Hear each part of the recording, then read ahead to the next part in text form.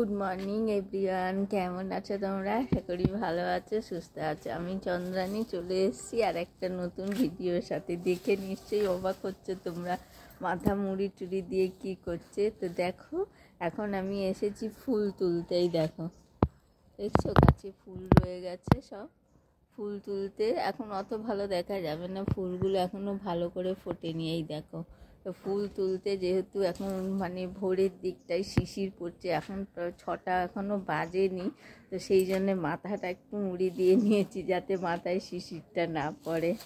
তো চলো, আশা করি তোমরা ভালো আছো, সুস্থ আছো। ফুলগুলো তুলে নিই।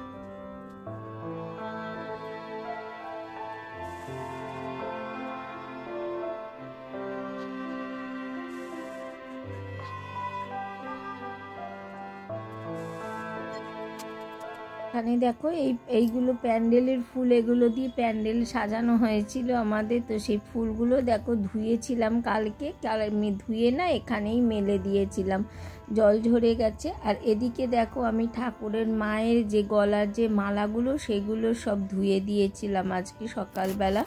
তো সেগুলোকেও এখন আমি ধুয়ে দিয়েছিলাম যেহেতু, তো সেইগুলোকে এখন মেলে দেবো।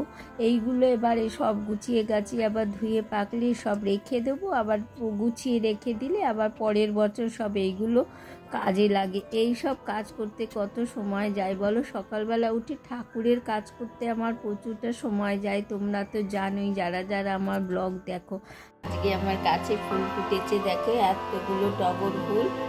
যদিও ফুলের পরিমাণ কমে এসেছে, রয়েছে 2খানা জবা ফুল মাত্র। যেখানে 8-10টা জবা হয়, সেখানে দেখো মাত্র 2খানা জবা ফুটেছে।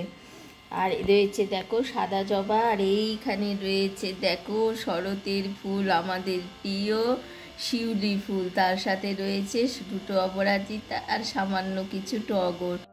ঠাকুরের কাজ সেরে দেখো চলে এসেছি রান্নাঘরে। আজকে করব উচ্ছে কুমড়ো দিয়ে চচ্চড়ি, পটল আলুর তরকারি আর মাছের ঝাল। এইগুলো সব কাটা হয়ে গেছে, এখন আমি রান্নাটা করে নেব, তারপরে আবার ফিরে আসবো কিছুক্ষণ বাদে।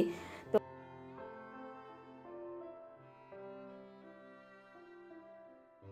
দেখো, ফুল টুল তোলা কমপ্লিট হয়ে গেছে, গোবলাকেও ঘুম থেকে তোলা হয়ে গেছে। এখন করব আমি পুজো। তো চলো পুজোটা শুরু করে দিই, আর করে নিয়ে তারপরে আবার ফিরে আসছি তোমাদের সাথে। আর এদিকে দেখো, গুছিয়ে নিয়েছি ঠাকুরের থালা, খাবারের থালা সব গোছানো হয়ে গেছে। কোষাকুষি, ধূপ, এখানে দীপ রয়েছে, জ্বালিয়ে নেবো, প্রদীপ জ্বালিয়ে নেবো। এখানে ফুলের থালা তো তোমাদের দেখালাম রেডি। এখানে নিয়ে নিয়েছি দেখো চন্দন, নিয়ে নিয়েছি থালাতে, আর এখানে নিয়ে নিয়েছি এই যে এর মধ্যে সব রকম শস্য থাকে, এগুলো পুজোর সময় লাগে। তো রয়েছে মাসকলাই, চাল, সাদা সর্ষেটা লাগে না, আর তিল রয়েছে। এগুলো সবই পুজোতে লাগে, আমাদের নিত্য পুজোতে। তো সেই মতো ব্যবস্থা করে নিয়েছি, চলো পুজোটা শুরু করে দিই।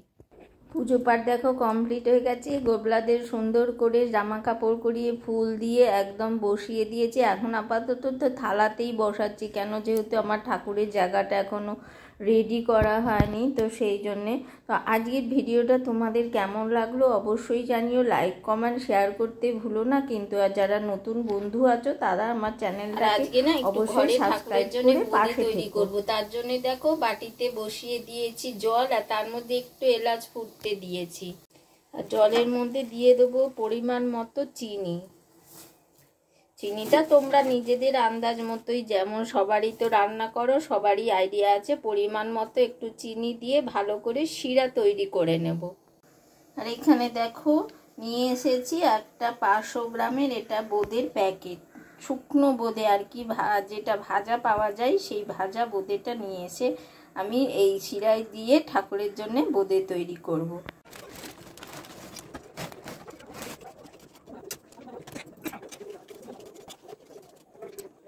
দেখো বোঁদেটা দিয়ে কিছুক্ষণ ফোটানোর পরে দেখবে একটু চিপে একটা তুলে যে একটু মানে গাটা একটু শক্ত থাকবে, একটু সামান্য শক্ত থাকবে, তখন একটু এটাকে চাপা দিয়ে আমরা 2 মিনিটের জন্য রেখে দেবো। 2 মিনিট পরে দেখো ফিরে এসেছি আমি। এটাকে এবার ঢাকনাটা খুলে আস্তে আস্তে এর থেকে এই যে ছান্তার সাহায্যে এটাকে আস্তে আস্তে তুলে আর একটা পাত্রে নিয়ে নেব।